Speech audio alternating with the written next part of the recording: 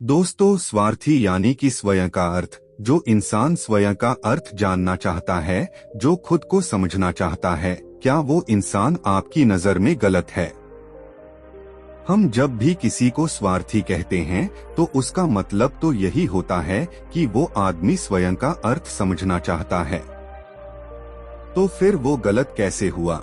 स्वार्थी शब्द दुनिया की नजर में, समाज की नजर में एक अलग ही नजरिए से समझा जाता है। अक्सर हम अपने आसपास ऐसे बहुत से लोगों को देखते हैं जो स्वभाव से बहुत अच्छे प्रतीत होते हैं, यानी कि सब लोगों की मदद करते हैं, सबसे अच्छा व्यवहार रखते हैं। लेकिन इसके साथ हमने ये भी देखा होगा कि ऐसे लोग जो स्वभाव के अच्छे होते हैं, दूसरों की मदद करते हैं, वो दुखी भी ज्यादा रहते हैं। और जो लोग स्वार्थी होते हैं वो फलते फूलते चले जाते हैं। तो ऐसे में परमात्मा की सत्ता पर उंगली उठाना निश्चित है। लेकिन अगर ये सत्य है तो हमें कौन सा मार्ग अपनाना चाहिए? क्या हम भी दूसरों के जैसे बन जाएं? पता नहीं आप में से कितने लोग ये मानते हैं कि अच्छे लोग जीवन में बहुत दुखी रहते हैं, लेकिन इसके पीछे का सत्य क्या है? अगर हम इसके पीछे का सत्य नहीं जानेंगे, नहीं पहचानेंगे, तो कहीं ना कहीं हमारा अवचेतन मन भी बुराई की तरफ झुक जाएगा। इसीलिए अपने मन में ऐसे विचार पनपने से पहले इस बात की पूरी सच्चाई, पूरा निष्कर्ष निकाल लें, ताकि भविष्य में आपको अपने अच्छे होने पे पश्चाताप ना हो, दुख ना हो। आज की जो बौद्ध कहानी में आपको सुनाने वाला हूँ, उसमें आपको 5 ऐसे तरीके पता चलेंगे जिसके माध्यम से अगर आप कर्म करते हैं तो आप अच्छे कर्म भी कर पाएंगे और दुखी भी नहीं होंगे। एक गांव में आनंद नाम का एक युवक रहता था। उसका भरा पूरा परिवार था। उसके 2 बच्चे थे, उसकी पत्नी थी, लेकिन उसके माता पिता इस दुनिया से चल बसे थे। इसीलिए पूरे परिवार की जिम्मेदारी उसी के कंधों पर थी।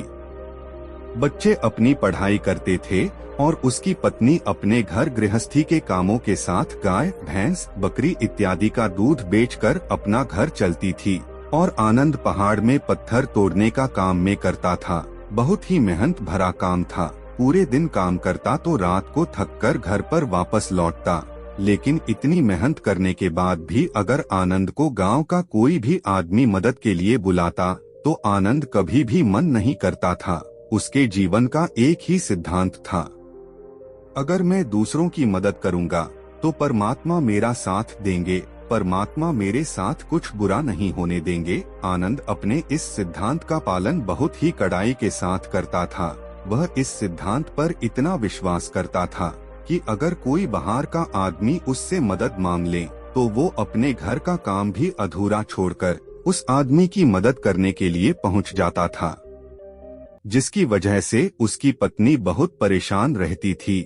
वो अक्सर आनंद को समझाने की कोशिश करती थी कि सबसे पहले अपना काम करो, अपने परिवार को देखो, 2 बच्चे हैं हमारे और फिर भी तुम दूसरों के काम करने में लगे रहते हो। अरे अपने घर को तो संभालो, अपना घर संभाल नहीं रहा, दूसरों की मदद करने चले हैं। और जब ऐसी ऐसी बातें आनंद के कानों में पड़ती तो उसके हृदय में कांटा चुभने लगता था और उन दोनों में लड़ाई झगड़ा शुरू हो जाता था। अक्सर उनके लड़ाई झगड़े का यही सबसे बड़ा कारण होता था। लेकिन ना तो आनंद अपने आप को बदल पाया और ना ही उसकी पत्नी ने उसको समझाना कभी बंद किया। इसी वजह से आए दिन उनके घर में क्लेश होता रहता था। जहाँ तक उस गांव वालों की बात थी तो वो आनंद के स्वभाव को जानते थे और वो जानबूझकर जो काम आसान भी होता था, जो उनके सामर्थ्य में भी होता था, उस काम के लिए भी वो आनंद को बुलाते थे ताकि उन्हें कम मेहनत करनी पड़े। कहने का अर्थ ये है कि गांव वाले आनंद की इस शिष्टाचार का फायदा उठाते थे, लाभ उठाते थे और सब पीछे से उसका मजाक उड़ाते थे, उसे बेवकूफ कहते थे। ऐसे ही समय बीतता रहा और एक दिन आनंद की पत्नी बहुत ज्यादा बीमार पड़ गई। आनंद से जो कुछ भी सेवा हो सकती थी उसने वो सब अपनी पत्नी के लिए किया। उसने गांव के वैद्य को बुलाकर अपनी पत्नी की जांच करवाई, लेकिन ये रोग उस वैद्य की पकड़ के बाहर था। इसीलिए उस वैद्य ने कहा कि तुम अपनी पत्नी को नगर में जाकर किसी बड़े वैद्य को दिखाओ तो तुम्हारी पत्नी की जान बच सकती है। जल्द से जल्द नगर पहुंचने की व्यवस्था करो, नहीं तो तुम्हारी पत्नी के प्राण संकट में हो जाएंगे। ये सुनकर आनंद के पैरों तले जमीन फिसल गई। उसने ये नहीं सोचा था कि उसकी पत्नी के प्राण संकट में है। वो सोच रहा था कि कोई साधारण सा रोग होगा जिसका इलाज हो जाएगा, लेकिन जब उसने वैद्य की यही बात सुनी तो वो घबरा गया। अब पत्नी को नगर तक कैसे लेकर जाएं, क्योंकि उसके पास इतना धन नहीं था कि वो अपनी पत्नी के लिए एक घोड़ा गाड़ी करके उसमें अपनी पत्नी को लिटाकर नगर में ले जा सके। उसकी पत्नी की हालत बिल्कुल चलने की भी नहीं थी, इसलिए उसे नगर पहुंचाने के लिए किसी घोड़ा गाड़ी की जरूरत थी। संयोग से उसके पड़ोसी धन्मू के पास एक घोड़ा गाड़ी थी। वो अक्सर व्यापार के लिए अपनी घोड़ा गाड़ी नगर में लेकर जाया करता था। इसीलिए आनंद के मन में विचार आया कि मैं धन्मू की घोड़ा गाड़ी ले सकता हूँ। मैं धन्मू की इतनी मदद करता हूँ, कभी उसके काम को नहीं टालता, तो वो तो मेरे काम को कभी मना ही नहीं कर सकता। और यही सोचकर वो घोड़ा गाड़ी लेने के लिए धन्मू के पास पहुँच जाता है। लेकिन धन्मू बहुत ही चालाक इंसान था। वो बिना किराए के अपनी घोड़ा गाड़ी अपने सगे संबंधियों के लिए भी नहीं ले जाता था, तो आनंद की तो दूर की बात रही। जब आनंद ने उससे घोड़ा गाड़ी के बारे में पूछा तो उसने ये कहकर उसका ये काम टाल दिया कि मेरे घोड़े बहुत ज्यादा बीमार हैं, वो शायद बच भी मुश्किल से पाएंगे। 5 दिनों से वो कुछ नहीं खा रहे, तो ऐसे में बेचारा घोड़ा गाड़ी लेकर कहाँ नगर तक पहुँच पाएगा। हाँ, अगर तुम कुछ धन की व्यवस्था कर सकते हो तो मैं अपने एक मित्र की घोड़ा गाड़ी तुम्हारे लिए मंगवा सकता हूँ। ये सुनकर आनंद परेशान और चिंतित हो गया, क्योंकि उसके पास धन तो था ही नहीं। इसका मतलब उसकी पत्नी बड़े नगर में वैद्य के पास इलाज के लिए पहुँच ही नहीं पाएगी। उलझन भरे हुए विचार लिए हुए जब आनंद वापस आ रहा था तो उसने एक दिल दहलाने देने वाला दृश्य देखा। उसने देखा कि धन्मू के घोड़े, जो धन्मू के अनुसार बीमार थे और कुछ खा भी नहीं रहे थे, वहीं घोड़े गांव का ही एक युवक उसकी बाड़ से खोलकर बाहर ला रहा था और गाड़ी में उसको जोत रहा था। ये देखकर पहले तो आनंद को कुछ समझ में नहीं आया। उसके बाद जब आनंद ने उस युवक से पूछा तो उसने बताया कि धन्मू ने ये घोड़ा गाड़ी उसे किराए पर दी है। यह सुनकर आनंद का दिल टूट गया। उसने कभी सपने में भी नहीं सोचा था कि उसका सबसे अच्छा मित्र धन्मू उसके साथ ऐसा कर सकता है। हालांकि ये इस बात पर दुखी होने का वक्त नहीं था, इसीलिए आनंद वहां से जल्दी में लौट जाता है और गांव के ही एक सेठ के पास जाकर कुछ धन उधार लेकर धन्मू को दे देता है। धनु अपने मित्र की घोड़ा गाड़ी मंगवा देता है, जिसके बाद वो अपनी पत्नी को वैद्य के पास नगर में ले जाता है। जब उसकी पत्नी का इलाज चल रहा था तो आनंद यही सोच रहा था कि एक वो दिन था जब धन्मू की बेटी बीमार हो गई थी और धन्मू यहाँ पर नहीं था, तो मैं पूरी रात वैद्य जी के पास उसके लिए बैठा रहा था, उसकी देखरेख की थी, उसकी सेवा की थी। इतने दिनों तक धन्मू नहीं आया था, तब मैं ही उसके परिवार की देखरेख किया करता था। हाय कैसा दुर्भाग्य है ये, जिसके लिए मैंने इतना कुछ किया, उसने एक घोड़ा गाड़ी देने से मुझे मना कर दिया, और वो भी तब जब मेरी पत्नी जिंदगी और मौत के साथ खेल रही थी। कुछ देर बाद वैद्य बाहर आकर आनंद को एक बहुत बुरी खबर देता है। वो आनंद को बताता है कि उसकी पत्नी को कर्क रोग हो चुका है और इसका कोई भी इलाज नहीं है, उसके पास कुछ समय ही शेष बचा है। ये सुनकर आनंद दुखी होकर वहीं जमीन पर बैठ गया।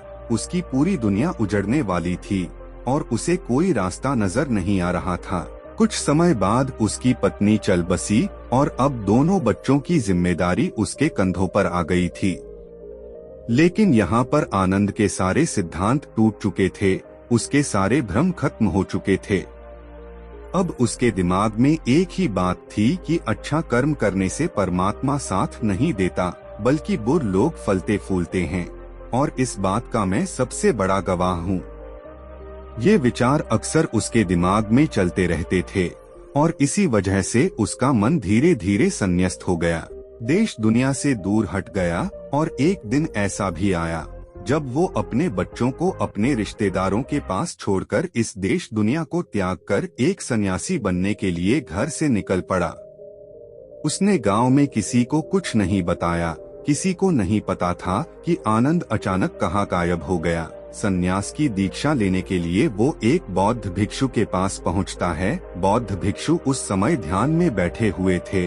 ध्यान से बाहर आने के बाद वो बड़े ध्यान से आनंद के चेहरे को देख और उससे सन्यासी बनने का कारण पूछते हैं। इस पर आनंद उन्हें अपनी पूरी आपबीती सुना देता है और कहता है कि हे महात्मा, इस दुनिया से मुझे कुछ भी हासिल नहीं हुआ। मेरा मन इस दुनिया से विरक्त हो चुका है। जब अपने दोस्तों ने ही मेरा साथ नहीं दिया तो इस दुनिया में रहने का क्या मतलब, और इसी वजह से मैं सन्यासी बनना चाहता हूँ। ये सुनने के बाद बौद्ध भिक्षु ने उपदेश देना शुरू किया। उन्होंने कहा कि याद रखना बेटा, जीवन से विरक्त होकर सन्यासी बनना तुम्हें परम सुख तक कभी नहीं पहुंचा सकता, परमानंद तक कभी नहीं पहुंचा सकता। तुम दुनिया से अपने मन पर एक बोझ लेकर विरक्त हुए हो, तुम दुनिया से परमात्मा की खोज करने के लिए विरक्त नहीं हुए हो। इस भ्रम में कभी मत रहना। तुम संसार से विरक्त हुए हो क्योंकि संसार ने तुम्हें धोखा दिया, ऐसा तुम्हें लगता है, इसीलिए तुम परमात्मा पे कभी विश्वास नहीं कर पाओगे और न ही उन पर अपनी पूर्ण आस्था बना पाओगे। इसीलिए सन्यासी होने का भी तुम पूरा लाभ कभी नहीं उठा पाओगे। सन्यासी होने का लाभ तब मिलता है जब हमारी प्रभु में पूर्ण आस्था बन जाती है। मैं तुमसे पूछता हूँ, क्या तुम्हारी आस्था परमात्मा में है? ये सुनकर आनंद कहता है कि हे महात्मा, मैं तो दुनिया देखकर आया हूँ कि जो बुरे कर्म करता है वो फलता फूलता है और जो अच्छा काम करता है उसे कुछ भी नहीं देता। परमात्मा उसे दुख हो दुख देता है। इसीलिए मैं परमात्मा पर अपनी पूर्ण आस्था कैसे बना सकता हूँ? ये सुनकर उस बौद्ध भिक्षु ने कहा कि यही तो मैं तुम्हें समझाना चाहता हूँ कि तुम पूरी ऊर्जा अपनी सन्यासी जीवन में लगाओ और उसके बाद भी तुम्हें फल प्राप्त ना हो तो तुम्हें कैसा लगेगा। इसीलिए किसी की भी मदद करने के लिए मैं 5 सिद्धांत तुम्हें बताता हूँ। ये 5 सिद्धांत समझकर संसार में वापस लौट जाओ और संसार में एक ग्रस्त जीवन जियो। उसके बाद ही सन्यासी जीवन का उदय होता है। जब हम अपने ग्रस्त जीवन को पूर्ण रूप से समझ लेते हैं और अपनी जिम्मेदारियों का निर्वाह कर देते हैं, ये कहकर बौद्ध भिक्षु ने कहना शुरू किया, जब भी तुम किसी की सहायता करते हो, किसी की मदद करते हो, तो उसमें सबसे पहली बात, सबसे पहला सिद्धांत जो ध्यान में रखने का होता है वो होता है कि किसी की मदद करते वक्त कभी भी उससे उम्मीद मत रखना। ये मत सोचना कि आज मैंने इसकी सहायता कर दी, मदद कर दी, तो कल बदले में ये भी मेरी सहायता करेगा, मेरी मदद करेगा। अगर तुम ऐसा सोचोगे तो तुम्हें जीवन में दुखों का सामना करना ही पड़ेगा, क्योंकि एक नहीं तो दूसरा या दूसरा नहीं तो तीसरा कोई ना कोई तुम्हारी उम्मीद जरूर तोड़ेगा और वास्तविकता में वो मदद या वो सहायता नहीं होती है। वो हमारे लालच का ही एक रूप होता है। हम उसकी सहायता या मदद निर्भर तरीके से नहीं कर रहे हैं। हमारे मन में लालच का भाव है, हमारे मन में बदले का भाव है। हम ये सोचकर मदद करते हैं कि इसकी मदद कर देता हूँ तो कल ये मेरा भी मदद करेगा, और यही लालच हमें अक्सर उन लोगों की मदद करने पर विवश करता है जो किसी न किसी रूप में धनवान होते हैं, क्योंकि हमें लगता है कि कल ये आदमी धन के द्वारा मेरी मदद कर सकता है, और इसीलिए जिस इंसान को वास्तविकता में मदद की आवश्यकता है, हो सकता है वो गरीब हो, लेकिन हमारा मन अपने लालच के वशीभूत होकर उसकी मदद कभी नहीं करेगा। इसीलिए किसी की मदद और किसी की सहायता करने के अपने विचार को विस्तार दो। केवल एक प्रकार के वर्ग के लिए अपनी सहायता या अपनी मदद पेश मत करना, उन सब के लिए समान होनी चाहिए।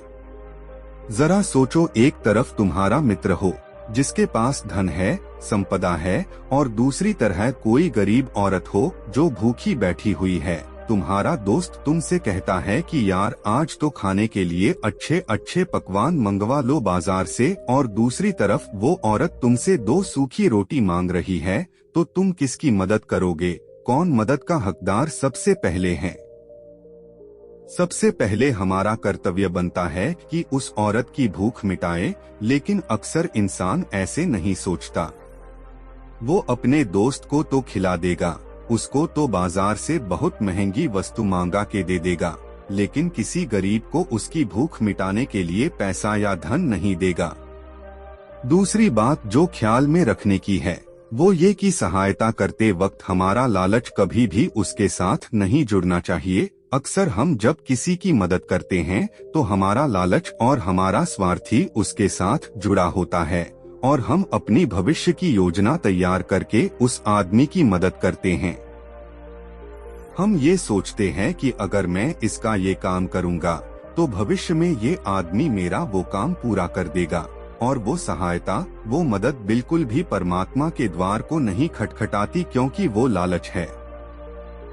जाहिर है आप अपने आप को धोखा देने के लिए अपने लालच को एक सहायता, एक मदद का रूप दे रहे हैं। तीसरी बात जो ख्याल रखने की है वो ये कि अपने सामर्थ्य के हिसाब से दूसरे की मदद करो।